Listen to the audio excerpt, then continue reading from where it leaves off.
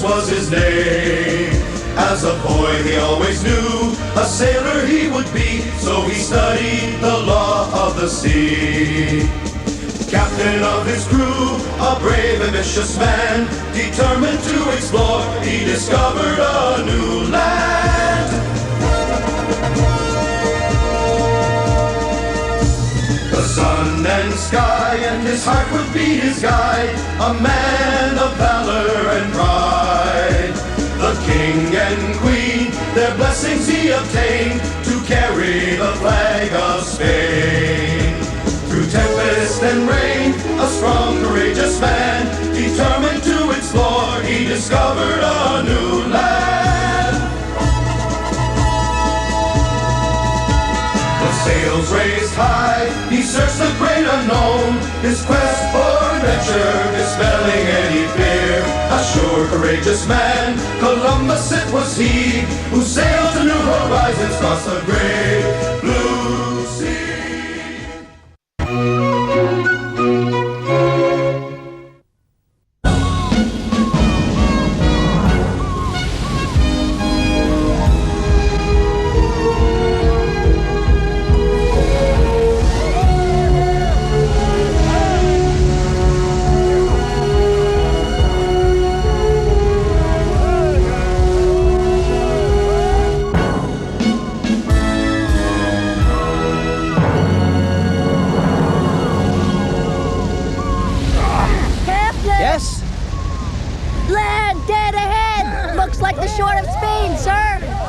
Oh, there it is! We're home, boys! Yeah! We're home! Hey, put me down! Boys in Spain! We've done it! We're home! I knew we'd make it! Oh, dear Lord, thank you for bringing us safely back home again. March 15th, 1493. After a voyage of 225 days, we have returned to Palos. I have proved that my theory was right. The Indies can be reached by sailing west across the ocean. Raise the royal ensign!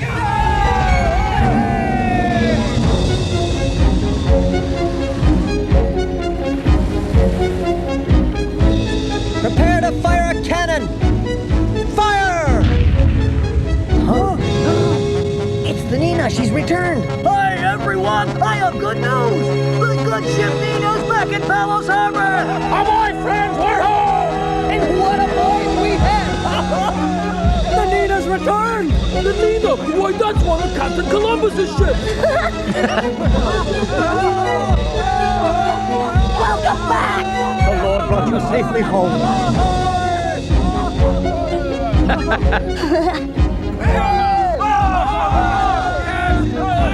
Welcome home, men of the Nina! I know you've come back safely! After all, my dad was commanding the fleet! It's good to be in Spain again! Hey! But where are the Pinta and the Santa Maria? The Santa Maria was my father's ship. Why isn't he here as well?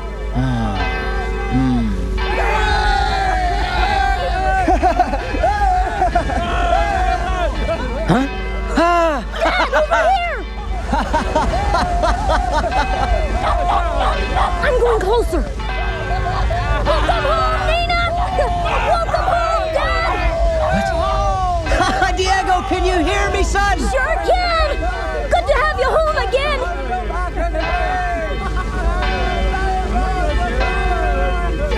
I was a good boy while you were gone, just like I promised! Hey, Diego! Go meet your father in the harbor! Right! Look, dear, your father's come home after nearly 7 months at sea. What a triumph for our country! Hooray for the men of the Nina! Hooray for Captain Columbus! Captain, he's an admiral now! Wait now, there were 3 ships, weren't there? My Pedro was aboard the Santa Maria! Don't worry, I'm sure your husband's fine. This is a great day, a day for celebrating. Celebrating? How can I celebrate without my beloved Pedro?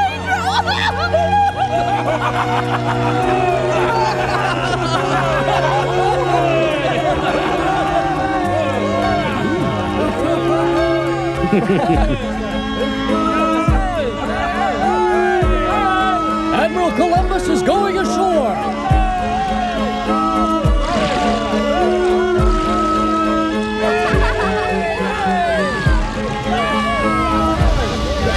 Welcome home to the commander of the fleet!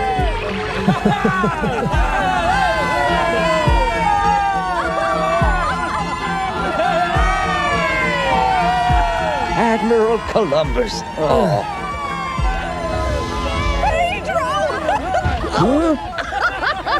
I'm so glad he's safe and sound here. Welcome home, Pedro!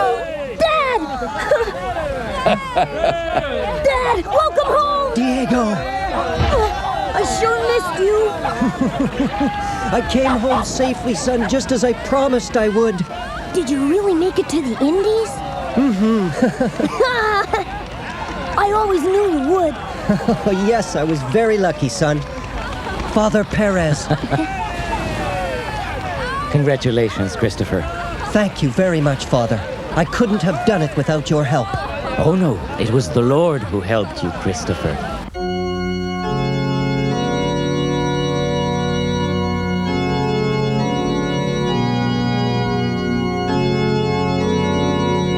O Lord, in thy infinite mercy, thou hast granted the sailors of the Nina a safe return from their perilous journey. Let their brave deeds glorify thy name, as it was in the beginning, is now, and ever shall be, world without end. Amen. You should have seen the waves. They were as high as the roof of this church. It's very strange. We should have had news of the Pinta by now. It hasn't been sighted anywhere along the local coastline. That is strange, Father. I was sure the Pinta would already be here.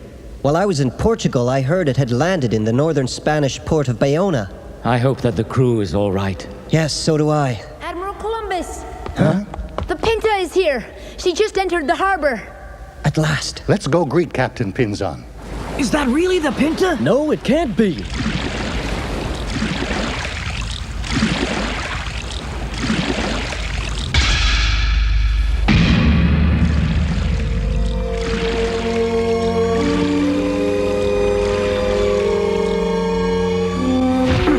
Welcome aboard, Admiral. Thank you, Seaman. Where's Captain Pinzon? Over there, sir. Let me through. Huh? What is it? Captain Pinzon! What on earth has happened to him? My dear brother caught a fever while we were fighting the storm. I begged him to go below decks and rest. But he refused, and the fever grew steadily worse. Now I fear he may no longer have the strength he needs to recover. He should be carefully carried ashore and taken immediately up the hill to La Rábida. The monks there will take good care of him. Mm-hmm. The Admiral's right.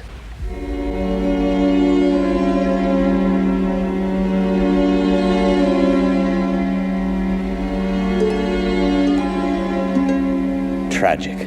Such a young man, and his life is ebbing away. Let us say a prayer for Captain Pinzon.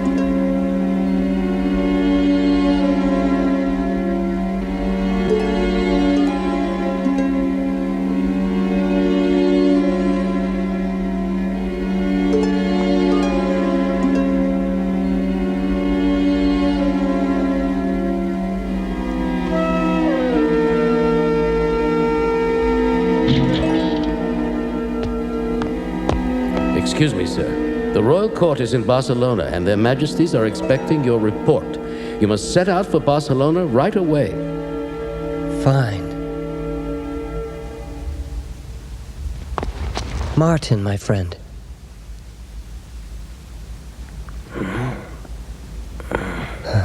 I'm going to see the king and queen and tell them of our voyage to the Indies.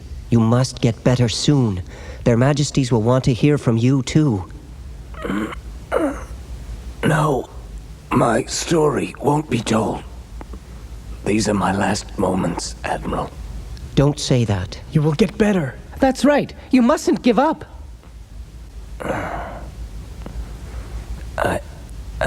Yes? I want you to give this to Her Majesty Queen Isabella. Captain Pinzon. Martin! Martin! Can you hear me? I think he's gone.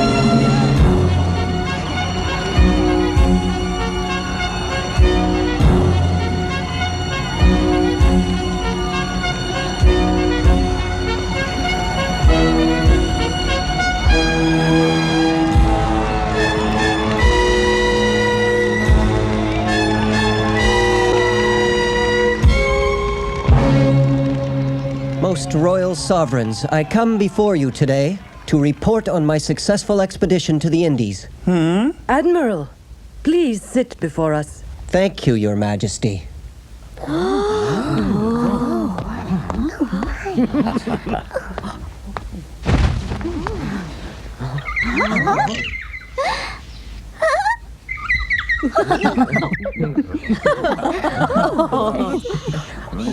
Admiral Columbus, we congratulate you.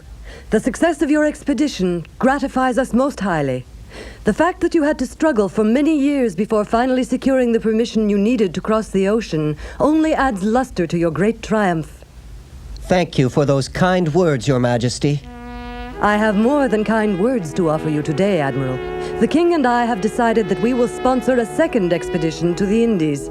Can we count on you to be its commander? It would be an honor, Your Majesty.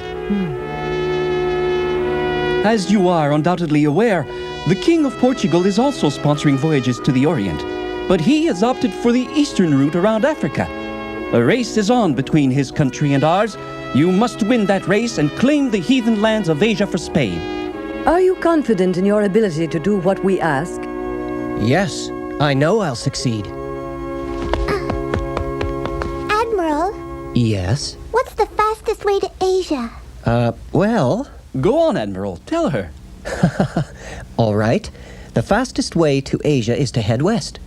Just like the sun up in the sky. Think you can remember that? Mm-hmm. Next time you go there, I'll go too. Huh?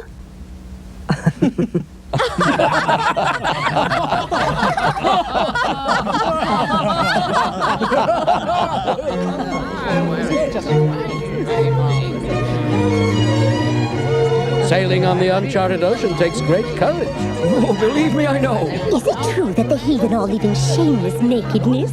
There's money to be made in the Indies. Big money. Gold, silk, spices, all there for the picking. Yes. Oh, Admiral, it's such an honor to meet you. An honor? Oh, come now. What honor is there in meeting a common sailor? And a foreigner to boot. You're lucky to be here, Columbus. To whom have I the pleasure of speaking, if I may ask? I am Don Emilio Figueras, and I say this voyage to the Indies was no great feat. Why, of all the... Huh? Anyone could have done what you did. We all know the world's round, and if you sail west, you'll reach Asia. I am no sailor, but I could have told their majesties that. So could I. So could my dog.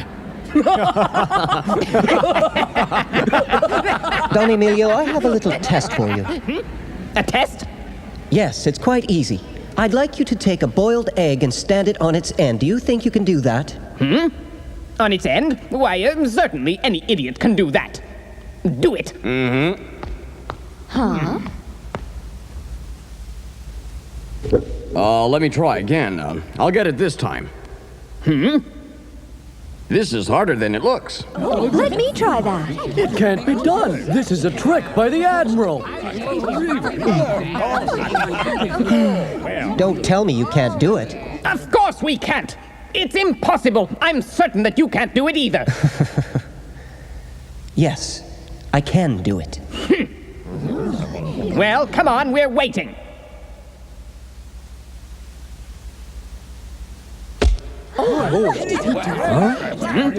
Now observe. See, the egg is standing on its end. That's not fair! If you crack the egg's shell like that, it's child's play to stand it on its end. Exactly. The solution to a problem always seems simple once someone has pointed it out. That's as true for an egg as it is for the Indies.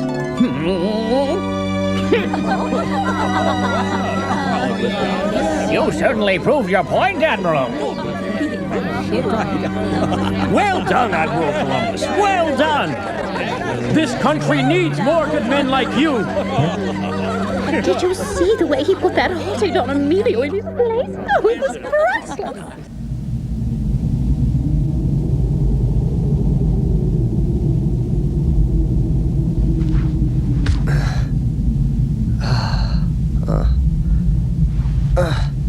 I must not give in to my weariness. I'm almost there. I have sworn to make this pilgrimage to the Church of Our Lady of Guadalupe in gratitude for the Nina's deliverance from that storm.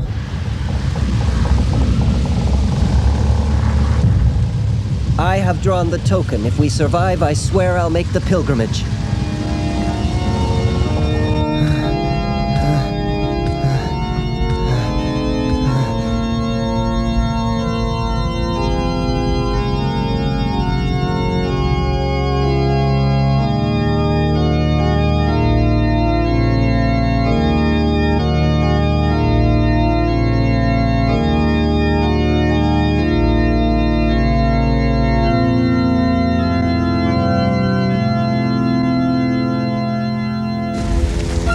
On September 25th, 1493, the second expedition to the Indies set out.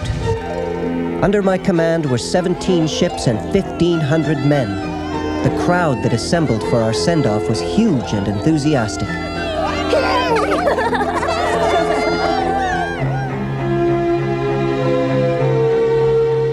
On Sunday, November 3rd, we made our first landfall on an island that I named Dominica. From there, we sailed to an island I named Guadalupe after the church where I made my pilgrimage.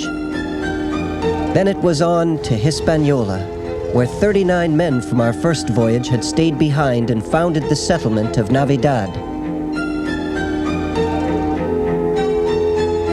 But where the settlement had stood, we found charred ruins and the signs of a pitched battle. The men of Navidad, driven by greed and arrogance, had abused the island's inhabitants in their quest for gold. The angry inhabitants finally attacked Navidad and killed every one of the 39 men who had built it, including my friend Diego de Hirana. Under my command, the men of the second expedition built a new settlement on Hispaniola at a site named Isabella after Spain's queen. As the island's governor, I was beset by complaints and problems. Administrative work bored and confused me, so I set out on a new voyage of exploration. I found a large landmass known to the natives as Cuba, as well as numerous smaller islands which I explored and charted. But my dream of finding the treasure-laden cities of India and Cathay continued to elude me. The territories I found were empty of cities, and even worse, nearly empty of gold. I returned to Spain to report on my findings, but the king and queen were bitterly disappointed. They had hoped for gold and treasure with which to restore Spain's wealth, and my stories of the virgin jungles I had found only frustrated them. On May 30th, 1498, I led a third expedition westward across the ocean. When I arrived in Hispaniola, I found that rebellion had broken out in the settlement of Navidad. My efforts to restore order only seemed to fan the flames of resentment, until a royal envoy named Francisco de Bobadilla arrested me and returned me to Spain in irons, stripped of my titles and my dignity.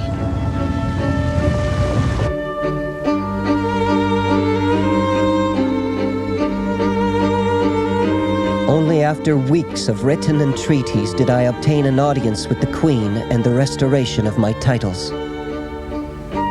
My fourth and final expedition began on May 9th, 1502, but bad weather and misfortune dogged the voyage from beginning to end.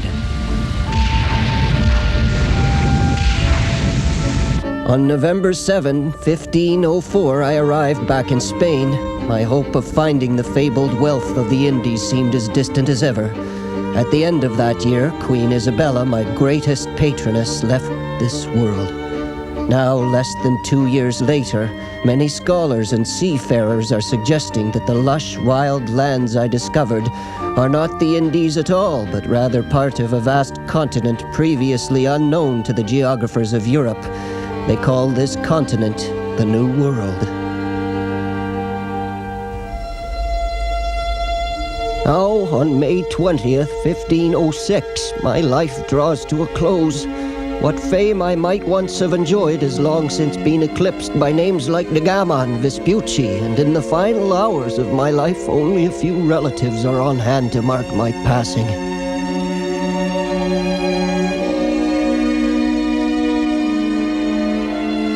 I commend my soul into the hands of the Lord.